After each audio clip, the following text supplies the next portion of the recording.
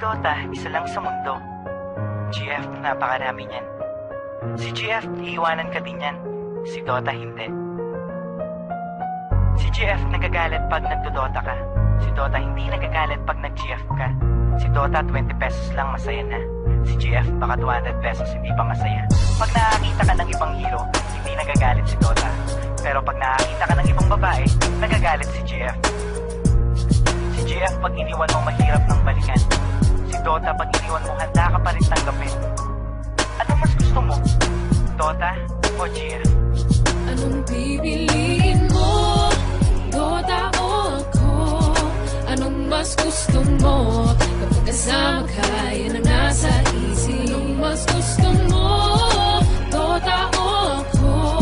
Ang tanong ko sa'yo, anong mahalaga?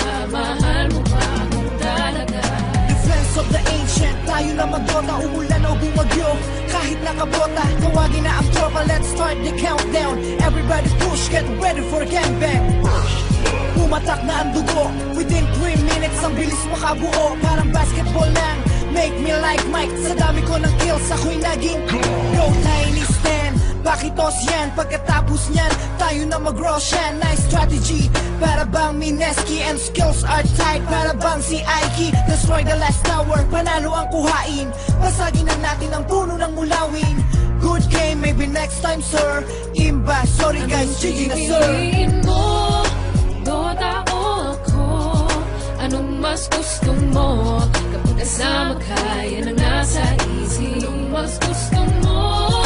Dota o ako?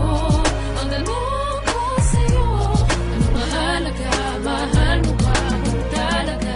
Kapag naglalaro, anong ligaya ang nadarama? Nalilimutan ang problema at pag nadarapa, di ako nagdadrama, tignan ng pagkakaiba. Kapag sinaktan ka ng girlfriend, puso ay nagigiba. Kapag meron kang pera, kapag meron kang TF, ang Dota 20 pesos na res mapupunta kay GF. Ngunit di ka kayang mahalin ng Dota, kailanman yan ay nagbibigay libang kahit sa sino man.